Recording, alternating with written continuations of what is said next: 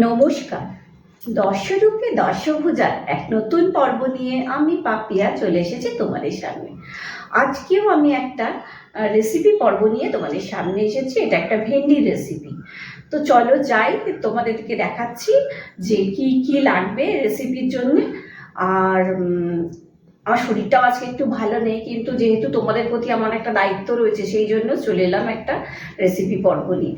চলো দেখাই। রেসিপিটা করতে এমন বেশি কিছু লাগবে না, আর সময়ও বেশি লাগবে না। তো চলো দেখাই কি কি লাগছে। দেখো, ভেন্ডির রেসিপি তো, তার জন্য হয়তো ভেন্ডি তো লাগবেই। এখানে ভেন্ডি রয়েছে, এরকমভাবে ভেন্ডিগুলোকে কেটে নেব। এখানে আমি বলে দিচ্ছি, ওজনে বলছি না, কারণ আমি সংখ্যায় বলে দিচ্ছি। আমি এখানে গোটা 15 থেকে 18টা ভেন্ডি নিয়েছি, মাঝারি সাইজের। এগুলো এই সাইজে কেটে নিয়েছি। তবে এই রান্নাটার সময় না একটু খেয়াল রাখবে যেন ভেন্ডিতে জল না থাকে। ভেন্ডিটা ভালো করে ধুয়ে আমি ফ্যানের হাওয়ায় কিছুক্ষণ রেখে দিয়েছিলাম। যখন জলটা পুরো শুকিয়ে গেছে তখন এটাকে কেটে নিয়েছি, মানে যাতে ওই ভেন্ডির যে একটা বেরোয় না, যে রসটা বেরোয়, সেইটা যেন নাই হয়, সেই জন্য এটা শুকনো যেন থাকে। আচ্ছা, এরপরে এর জন্য লাগবে চিনেবাদাম। চিনেবাদাম দেখো, এটা ভাজা চিনেবাদাম। আর এটা দেখো ছোট ছোট চিনেবাদাম, তবে এই বাদামটা না ভীষণ মিষ্টি, সেই জন্য আমি এই বাদামটা দিয়েই করছি। তোমরা বড় বাদাম দিয়েও করতে পারো, তবে ভাজা বাদাম লাগবে। আর লাগছে এখানে ফোড়নের জন্য লাগছে জিরে, সাদা জিরে যেটা, আর 2টো শুকনো লঙ্কা। আর চিনেবাদামের সাথে আর কি কি মশলা লাগছে সেটা তোমাদের দেখাই। এটার একটা জিরে রয়েছে, জিরেটাকে একটু রোস্ট করা। এগুলো সব একসাথে গুঁড়ো করব, মানে চিনেবাদাম এইটা। আর লাগছে একটু নারকেল। এই নারকেলটা একটু শুকনো টাইপের নারকেল হলে ভালো হয়, এটা একটু শুকনো নারকেল। বা তোমরা যদি শুকনো নারকেল গুঁড়ো যেটা প্যাকেটে কিনতে পাওয়া যায় সেটাও ইউজ করতে পারো। একটু নারকেল লাগবে। আর এটা ভাজা, শুকনো কড়াইয়ে ভাজা একটু সাদা তিল রয়েছে। এই তিলটা আমি ডাস্টের সাথে, মানে যখন সব পেস্ট ডাস্ট করব তার মধ্যেও দেবো, আর কিছুটা গোটা রেখে দেবো, সেটা লাস্টে মেশাবো। আর লাগছে, এটা হচ্ছে চাট মশলা। আর এগুলো হচ্ছে, এই মশলাগুলো সব গুঁড়ো করতে হবে। এবার বাকি কি লাগছে তোমাদের দেখাই। বাকি লাগছে নুন, সব রান্নাতেই যেটা মোটামুটি লাগে মিষ্টি রান্না ছাড়া। চিনি, এটা হচ্ছে হলুদ গুঁড়ো, লাল লঙ্কার গুঁড়ো, এটা হচ্ছে গরম মশলা, শাহি গরম মশলাটাই আমি ইউজ করছি। আর রান্নাটা করব সর্ষের তেলে। চলো দেখাই কি করতে হবে। এবার দেখো, এগুলো মিক্সিতে দিয়ে নিতে হবে। আমি চিনেবাদামটা দিয়ে নিয়েছি, নারকেলটা দিয়ে নিলাম। এইবার এই যে তিলটা ছিল, তিলটাকেও বেশিরভাগটাই দিয়ে দেবো, অল্প একটু তিল গোটা শুধু রেখে দেবো লাস্টে যাতে মেশানো যাবে। এই দেখো, এইটুকু রাখলাম, বাকি সবটা দিয়ে দিলাম। এখানে 3 থেকে 3.5 চামচের মতো তেল দিয়ে দিয়েছি। আর দিয়ে দিলাম এই যে জিরে ভাজার গুঁড়োটা ছিল, এটা দিয়ে দিলাম। এবার চলো এটা মিক্সিতে গুঁড়ো করে নিই, তারপর তোমাদের দেখাচ্ছি। এই দেখো, ননস্টিকে তেল গরম করে নিয়েছি। তেল দিয়ে এবার সর্ষের তেলেই রান্নাটা করছি। তেলটা গরম হয়ে গেছে, এবার এটাতে জিরে ফোড়ন দিয়ে দিলাম, আর লঙ্কা দিতে হবে। এটাকে আমার লঙ্কাটা দিতেই খুব ভয় লাগে, কারণ বড্ড ছিটতে থাকে। লঙ্কাটা দিলাম, বেশি ওয়েট করছি না। এর মধ্যে এবার ভেন্ডিগুলো দিয়ে দিচ্ছি, যাতে লঙ্কাটা না ছিটে, ওই জন্য একটু তাড়াতাড়ি দিয়ে দিলাম। ভেন্ডিগুলো এর মধ্যে দিয়ে দিলাম। দেখো, ভেন্ডিগুলো মুছে নিয়েছি বলে একদম শুকনো রয়েছে। প্যানের হাওয়ায় দিয়েছিলাম, তারপরে একটু মুছেও নিয়েছি কাপড় দিয়ে। এবার এটাতে অল্প নুন দিয়ে, অল্প, প্রথমেই বেশি নুন দেবো না, একটুখানি নুন দিলাম, দিয়ে এটাকে ভাজতে থাকলাম। মানে ফোড়নের পর শুধু এটাকে দিলাম, নুন দিলাম।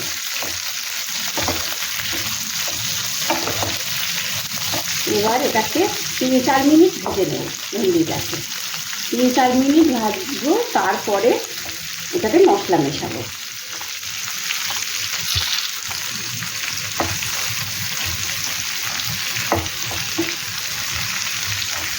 এবার দেখো এটা একটু নাড়াচাড়া আর একটু করে একটু চাপা দিয়ে দিই। চাপা দিলে কি হবে, ভেন্ডিটা তাড়াতাড়ি সেদ্ধ হয়ে যাবে, ব্যাপারটা একটু নরম হবে। তবে এটাতে যেন জল না দেয়, মানে একটু ঝুরঝুরেই থাকে, এরকম দেখতে হবে। আর আমরা জানি ভেন্ডিটাও একটু সময় লাগে ভাজা হতে, যেমন সব থেকে ফাস্ট ভাজা হয়ে যায় বেগুন, কিন্তু ভেন্ডিটাও একটু লাগে। তবে সব থেকে বোধহয় সময় বেশি লাগে উচ্ছে বা করলা, অনেকটা সময় লাগে। তো দেখো এবার এটা একটু ভেজে নিয়েছি, এবার আমি এটাকে ঢাকা দিয়ে দিই, তারপরে একটু সেদ্ধ হয়ে যায়, তারপরে আমি দেখাচ্ছি। এবার দেখো এটা ভাজা হয়ে যাচ্ছে, অনেকটাই হয়ে যাচ্ছে। এইবার মশলাগুলো আমাকে মেশাতে হবে। আমি এই দেখো এটা গুঁড়ো করে নিয়েছি, ওই নারকেল, তিল যেগুলো রেখেছিলাম, চিনেবাদাম আর জিরে, এটা করে নিয়েছি। এইবার এটাকে এর সাথে মিশিয়ে দেবো। আজকে মেশালেই ভালো হবে, কারণ চারিদিকে ছড়িয়ে মেশানো যাবে। এই রান্নাটা ভাতের সাথেও খেতে পারো, রুটি পরোটার সাথে বেশি ভালো হবে। আর যারা ভালোবাসে ভেন্ডি তাদের জন্য তো খুবই ভালো।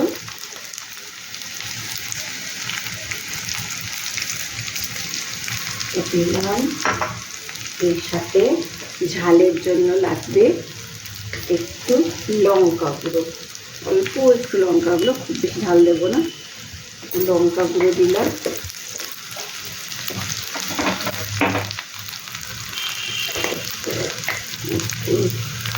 চিনি,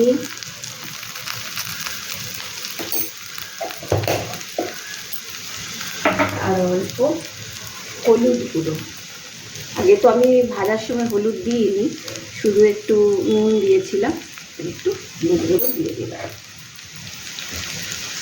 এবারে এগুলো সব মিলিয়ে নিই ভালো করে। চিনেবাদাম, নারকেল আর তিল, এটা জিরে যখন গুঁড়ো করবে না মিক্সিতে, দেখবে খুব সুন্দর একটা ফ্লেভার আসতে থাকে। এবার এটাকে মিডিয়াম আঁচ করে এটাকে একটু ভাজা ভাজা করে নেব।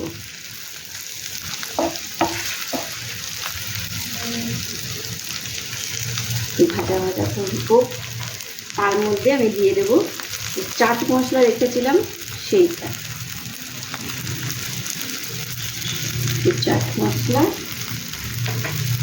আর গোটা তিলগুলো, কারণ এগুলো মুখে পড়লে খুব সুন্দর লাগে খেতে।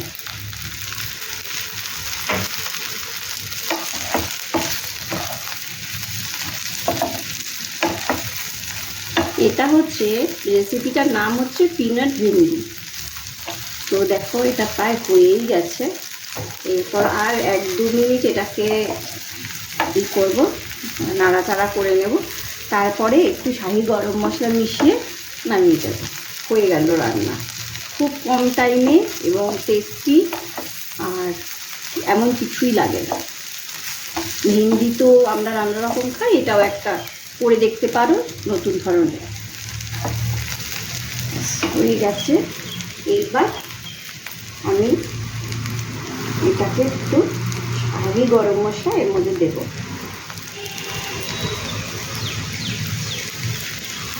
একটু শাহি গরম মশলা দিয়ে দিলাম,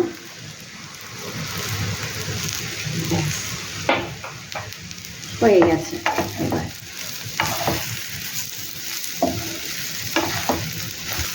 এবার আমার রান্না হয়ে গেছে, ভেন্ডিটাও ভালো করে মশলায় মেখে গেছে। এবার আমি গ্যাসটা অফ করে দেবো। এই দেখো তৈরি হয়ে গেছে পিনাট ভেন্ডি। এটা বানিয়ে দেখো, দেখো বেশ মশলাদার একটা রেসিপি, রুটি পরোটার সাথেও ভালো লাগবে, ভাতের সাথে, ভাত ডালের সাথেও খেতে পারবে। আর এখন তো গরম আসছে, ভেন্ডি, পটল, ঝিঙের বাইরে তো আমরা বেরোতেই পারবো না। আর সত্যি বলতে কি আমার এই 3 আইটেমের একটাও পছন্দ না, কিন্তু এই সময় তো খেতে হবে। আর আরেকটা ব্যাপার কি বলতো, এখনই এইটুকু রান্না করতে গিয়ে আমি দেখছি প্রচণ্ড গরমে কষ্ট হচ্ছে। তো এখন যত শর্টে রান্না করা যায় তত ভালো, কারণ এখন আর বেশি কঠিন রেসিপি দেখিয়ে লাভ নেই, আমার বন্ধুদেরও কষ্ট হবে। তাহলে বানিয়ে দেখো, এটা সহজের মধ্যে একটা ভালো টেস্টি আইটেম। আজকে আর বেশি কথা বলছি না, বলেছিলাম শরীরটা ঠিক নেই, তার জন্য আমি আজকে এখানে বিদায় নিচ্ছি। তবে আমার এই ভিডিওটা যদি ভালো লাগে একটু লাইক দিয়ে মিষ্টি মিষ্টি কমেন্টস করো, আর বন্ধু বান্ধব চেনা জানা সবার মধ্যে ভিডিওটাকে ছড়িয়ে দিও, তাদের বলো একটু আমার চ্যানেলটাকে সাবস্ক্রাইব করতে। ভালো থেকো, সুস্থ থেকো, সাবধান থেকো।